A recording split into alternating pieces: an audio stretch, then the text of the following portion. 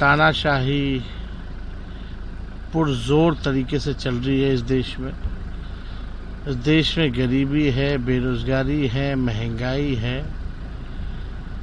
इस पे कोई चर्चा नहीं होती। किसानों के हालों पे कोई चर्चा नहीं होती।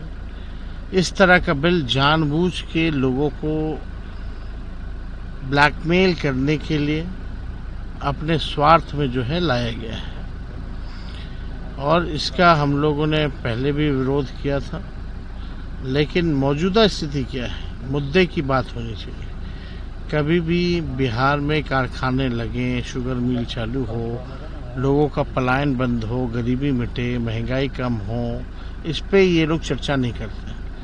और हम देश के प्रधानमंत्री जी को भी कहना चाहते हैं कि जब तक बिहार आगे नहीं बढ़ेगा तब तक देश हमारा आगे नहीं बढ़ सकता। अगर बिहार सबसे अंतिम पैदान पे है तो देश आगे बढ़ना बड़ा मुश्किल है। इसलिए विशेष तौर पे इन लोगों ने 11 साल केंद्र में और 20 साल राज्यों में बिहार में सरकार चलाया है, और अब तक जो है बिहार का बदहाल स्थिति में पड़ा हुआ है। तो इसके दोषी और कोई नहीं, एनडीए के लोग हैं।